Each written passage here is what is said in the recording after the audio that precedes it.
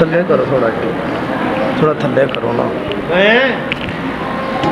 السلام علیکم ورحمۃ اللہ. نحمدہ ونصلی علی رسولہ الکریم. اما بعد فاعوذ باللہ السمیع العلیم من الشیطان الرجیم. بسم اللہ الرحمن الرحیم. قل ان صلاتی و نسکی و محیای و مماتی للہ رب العالمین. آج کا یہ پروگرام جو کہ 14 اگست یوم آزادی کے حوالے سے ہمارے معزز مہمانان گرامی نے بڑے دھیمے لہجے میں اور بڑے میٹھے انداز میں آپ کو بہت کچھ بتا دیا ہے.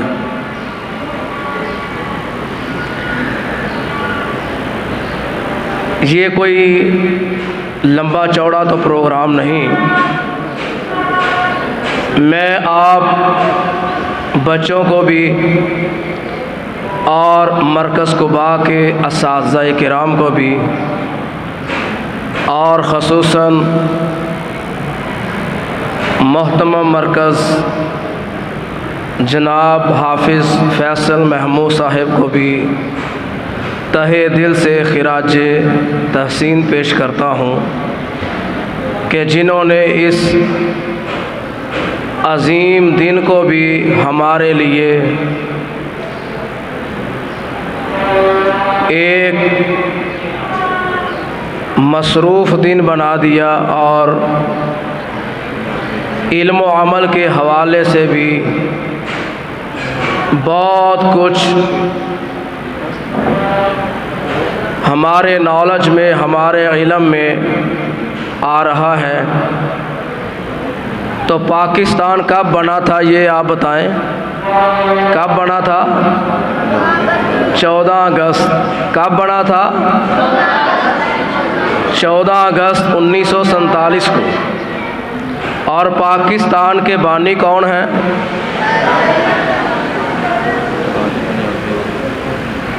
اور پاکستان بنانے والوں میں علماء اہل حدیث کا سب سے بڑا کردار ہے. جو شیخ الاسلام مولانا ثناء اللہ امرسری رحمہ اللہ، داود غزنوی رحمہ اللہ اور رانا رفیق مسروری رحمہ اللہ اور اسی طرح علماء اہل حدیث کہ جن کی محنت اور جن کی کاوشوں سے اور مسلمانوں کی عظیم قربانیوں کی وجہ سے یہ وطن حاصل کیا گیا ہے. تو اس حوالے سے آپ نے بہت کچھ سن لیا. یوم آزادی کا مقصد یہ نہیں تھا کہ ہم صرف ادھر نماز قائم کریں، مسجدیں بنائیں. یوم آزادی کا مقصد اور پاکستان بنانے کا مقصد یہ تھا کہ ہم ہندوؤں کی تہذیب سے چھٹکارا حاصل کر کے اسلامی تہذیب کو اپنا کے اور اس ملک میں اللہ کا قانون نافذ کریں اور مدینے والے پاک محمد صلی اللہ علیہ وسلم کا دیا ہوا نظام اس ملک میں نافذ کریں. لیکن ہم ناکام رہے، آج تک ہم ناکام ہیں. اس کی وجہ یہ ہے کہ جس بنیاد پر اور جس نعرے پر یہ وطن عزیز بنایا گیا، ہمیں اس کے بعد چونکہ قائد اعظم محمد علی جناح جو 1948 میں ہی اس دنیا سے رخصت ہو چکے تھے، ان کو آئین بنانے کا، قانون بنانے کا یا اسلامی نظام کو نافذ کرنے کا موقع ملا ہی نہیں۔ اس کے بعد ہمیں ایسی کوئی قیادت ہی میسر نہیں آئی کہ جو اس ملک کے مطلب کو، یعنی کہ لا الہ الا اللہ، اس بنیاد پہ اس ملک کو چلائے اور نظام بنائے، آئین بنائے۔ تو دعا کریں کہ اللہ پاک ہمارے ملک میں ایسے حکمران پیدا فرمائے کہ جو اس ملک کو اسلامی نفاذ عطا فرما سکیں، جو اس ملک میں اسلامی نفاذ کر سکیں، اس ملک کو اسلامی قانون دے سکیں۔ تو اس لیے آپ بچوں کو میں یہ کہنا چاہتا ہوں کہ آپ بڑے خوش نصیب ہیں کہ آپ آج اللہ کے گھر میں بیٹھے ہیں۔ کئی ہزاروں لاکھوں بچے باجے بجا رہے ہیں اور وہ سڑکوں میں پھر رہے ہیں، اور آج کے دن کئی لوگ زخمی بھی ہوں گے۔ آج کے دن ہلڑ بازی ہوگی، آتش بازیاں ہوگی، کئی بچے اسی طرح وہ زخمی ہو کے اپنے ماں باپ کو پریشان کریں گے۔ تو ماں باپ پوچھے کہ بیٹا کیا ہوا؟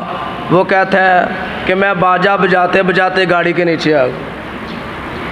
اللہ پاک ایسی قوم کو، ہمارے وہ بھی بچے ہیں، اللہ ان کو بھی محفوظ رکھے اور ہدایت نصیب فرمائے۔ تو آپ کتنے خوش نصیب ہیں، آپ اللہ کے گھر میں بیٹھ کے اللہ کی باتیں سن رہے ہیں، وطن کی باتیں سن رہے ہیں، اور اللہ اور اس کے رسول کی باتیں سن رہے ہیں۔ آپ بہت خوش نصیب ہیں۔ تو میں ایک نصیحت آپ کو یہ کرنا چاہتا ہوں، ہم نے بھی بہت بڑا ایک دور گزارا ہے۔ میں نے اکثر دیکھا ہے مدارس میں بچے جو حفظ کرتے ہیں، بڑی محنت سے اساتذہ کرام ان کو حفظ کرواتے ہیں، اور والدین کی بڑی پیچھے کاوش ہوتی ہے، وہ ان کی ہر ضرورت کو پورا کرتے ہیں۔ لیکن جو ہی جب بچہ حفظ کرتا ہے اور مدرسے سے فارغ ہوتا ہے تو وہ سکول کا راہ لیتا ہے، تو سکول میں ایسی سوسائٹی اور ایسا رنگ ہوتا ہے کہ جو مدرسے کا ایک رنگ ہوتا ہے اس کے بالکل الٹ وہ رنگ اپنے پہ چڑھا لیتا ہے، اور پھر اس کے بعد جب سکول سے فارغ ہوتا ہے تو ایسے لگتا ہی نہیں کہ اس بچے نے حفظ بھی کیا ہوا ہے۔ یہ بچہ کوئی مدرسے میں بھی پڑھتا تھا۔ میرے بچوں، میرے بھائیوں، میرے عزیز بچوں، آپ نے یہ حفظ القرآن کا رنگ پوری زندگی نہیں اتارنا۔ آپ نے یہ حفظ القرآن کو سنبھال کے رکھنا ہے۔ آپ نے اس قوم کے سامنے یہ باور کروانا ہے، بتانا ہے کہ ہم حافظ قرآن ہیں۔ آپ سکول میں جائیں، لوگوں کو پتہ چلے آپ حافظ قرآن ہیں۔ آپ یونیورسٹی میں جائیں، پتہ چلے یہ حافظ قرآن ہے۔ یہ نہیں کہ جیسے لوگوں نے مثالیں بھی بنائی ہیں کہ کئی ایسے بچے ہوتے ہیں وہ حافظ قرآن بن کے بہت بڑے شیطان بن جاتے ہیں۔ ایسا نہیں ہونا چاہیے، ایسا نہیں ہونا چاہیے۔ اللہ کے قرآن کو آپ نے اپنے سینے میں جو محفوظ کیا ہے، اس کو ہر روز پڑھنا ہے۔ حفظ القرآن مکمل کرنے کے بعد اس کی منزل کو یاد کرنا ہے، روزانہ کی بنیاد پر آپ نے پڑھنا ہے۔ اور مجھے ایک بڑی خوبصورت بات ذہن میں آئی کہ اللہ رحم فرمائے، شیخ الاسلام، شیخ التفسیر حضرت مولانا عبدالسلام بٹوی رحمہ اللہ، جو پچھلے چند مہینوں پہلے اس دنیا سے رخصت ہوئے ہیں، اللہ پاک ان کی قبر پہ کروڑوں رحمتیں نازل فرمائے۔ وہ ہر روز 3 پارے پڑھا کرتے تھے، 3 پارے ہر روز پڑھا کرتے تھے روزانہ کی بنیاد پر۔ اتنی عمر ہونے کے باوجود انہوں نے اللہ کے قرآن کا دامن نہیں چھوڑا۔ تو آپ جب اپنا حفظ مکمل کرنا ہے، آپ حافظ قرآن ہیں، یہ ضروری نہیں کہ 30 پاروں کی حافظ قرآن ہوتا ہے، 1 پارے کا بھی، 10 پاروں کا بھی، 15 پاروں کا بھی، 20 پاروں کا بھی، جتنے پاروں کے بھی آپ حافظ ہیں، آپ حافظ قرآن ہیں۔ تو آپ میں اور یہ جو بچے گلیوں بازاروں میں آوارہ پھرتے ہیں، ان کا اور آپ کے درمیان فرق ہونا چاہیے۔ تو یہ نصیحت میری یاد رکھنا کہ آپ نے حفظ القرآن مکمل کرنے کے بعد دین کو نہیں چھوڑنا، قرآن کو نہیں چھوڑنا۔ آپ جتنے مرضی بڑے عہدے پہ چلے جائیں، جتنے مرضی بڑے کاروباری بن جائیں، جتنے مرضی بڑے اسٹیٹس پر اللہ آپ کو پہنچا دے، لیکن آپ نے قرآن کا دامن نہیں چھوڑنا۔ یہ عہد کر لیجئے، ابھی آپ بچے ہیں، اللہ کو آپ کی ادائیں بڑی پسند ہیں، اللہ بچوں پہ بڑے رحیم ہیں، اس لیے اور اس مرکز قباء کو کبھی نہیں بھولنا۔ یہ آپ کا مرکز ہے، آپ نے ادھر پڑھا ہے اور ادھر حفظ کیا ہے، تو آپ نے مرکز کو بھی کبھی نہیں بھولنا، اور آپ نے ساری زندگی اللہ کے قرآن کو یاد کرنا ہے۔ جتنا مرضی آپ کو یاد ہے، آپ نے پھر بھی یاد کرنا ہے، کیونکہ قرآن ایسے، اگر قرآن کو نہ پڑھا جائے، قرآن ایسے سینوں سے نکل جاتا ہے جیسے کمان سے تیر نکل جاتا ہے۔ یہ یاد بھی بڑی جلدی ہوتا ہے اور سینے سے نکل بھی بڑی جلدی جاتا ہے۔ تو اللہ پاک آپ سب کا حامی و ناصر ہو، اللہ آپ کی مدد فرمائے، اللہ آپ کو ساری زندگی قرآن کے رنگ میں رنگ دے، اور اللہ آپ کو ہر محاذ میں کامیاب فرمائے۔ اللہ اساتذہ کرام کی محنتوں کو اللہ قبول فرمائے۔ آپ چلے جائیں گے، پھر بچے آئیں گے، یہ سلسلہ جو ہے چلتا رہے گا، لیکن اساتذہ کرام ان کا ادب کریں، احترام کریں، فوراً ان کی بات مانیں۔ آپ کا جو باپ ہے بڑا قابل احترام ہے، لیکن بعض ایسی چیزیں ہوتی ہیں کہ باپ سے بھی زیادہ استاد قابل احترام ہوتا ہے، کہ جس نے آپ کی تربیت کی ہے، جس نے آپ کو سیدھا راستہ دکھایا، جس نے آپ کے سینے میں قرآن کریم کو محفوظ کرنے کا جو ذریعہ بنا ہے، تو باپ بہت کائنات میں قابل احترام ہوتا ہے، والدین، ماں بھی باپ بھی، لیکن استاد کا بھی بہت بڑا احترام ہے۔ آپ بچوں نے حفظ القرآن مکمل کرنے کے بعد بھی اپنے اساتذہ کرام کو نہیں بھولنا، ان کے لیے دعائیں کرنی ہیں، ان کو ہر دکھ سکھ میں یاد رکھنا ہے۔ جو بچہ اپنے استاد کا احترام کرتا ہے، جو بچہ اپنے ماں باپ کا احترام کرتا ہے، خصوصاً اپنے اساتذہ اکرام کو نہیں بھولتا، اللہ اسے بہت بڑی کامیابی عطا فرماتے۔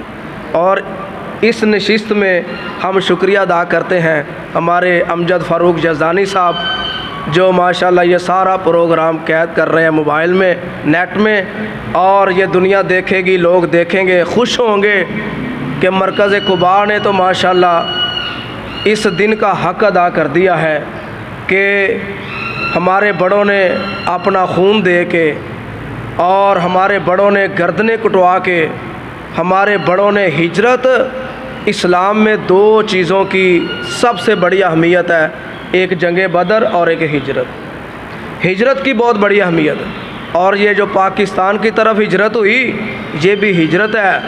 اور یہ مہاجر ہیں جو ادھر آئے، انہوں نے اپنے بہت زیادہ لوگوں کو اپنے سامنے کرتے ہوئے دیکھا، اور یہ آپ کے قریب ہی شیرا کوٹ ہے، آپ کے قریب ہی یہ گاؤں ہیں تاڑی وال، شیرا کوٹ اور دیگر گاؤں، اس میں سکھوں کی ایک بہت بڑی تعداد تھی، اور ہمیں بڑوں نے بتایا ہے کہ یہ شیرا کوٹ کے سکھ تھے، انہوں نے مسلمانوں کی گاڑیوں کے اندر جو مسافر تھے، جو پاکستان کی طرف ہجرت کر کے آئے تھے، انہوں نے ان کو کاٹ دیا جاتے جاتے۔ یہ جو گاؤں کے سکھ تھے، انہوں نے مسلمانوں کی گردنیں کاٹیں اور ان کے بچوں کو نیزوں پہ چڑھایا۔ یہ ایسا دن ہے کہ آسمان نے دیکھا، چشم فلک نے دیکھا کہ ایک سکھ نے اپنی کرپان پہ مسلمان کے بچے کو لٹکایا ہے، اور اس کے پیٹ کے اندر وہ تیر اور جو کرپان ہوتی ہے وہ نکل گئی، اور اس کا خون بہہ رہا ہے، اور وہ کہہ رہا ہے یہ دیکھو یہ مسلمان کا بچہ ہے۔ اتنا ظلم سکھوں نے کیا، اور اس کی سزا اللہ کے فضل و کرم سے ہندوستان میں آج بھی سکھ محسوس کر رہے ہیں۔ وہ کہتے ہیں ہمارے بڑوں سے غلطی ہو گئی، کاش ہم پاکستان سے الحاق کر لیتے، ہم انڈیا سے نہ کرتے۔ آج ہندو سکھوں پہ ظلم کر رہے ہیں، انہوں نے مسلمانوں پہ ظلم کیا۔ ادھر کے لوگ ادھر گئے اور ادھر کے لوگ ادھر آئے، ٹرینوں کی ٹرینیں کاٹی گئیں، گاڑیوں کی گاڑیاں کاٹی گئیں، اور خون اتنا بہا کہ جو بارڈر ایریے تھے اس میں خون ہی خون نظر آتا تھا، مسلمان کاٹے جا رہے تھے۔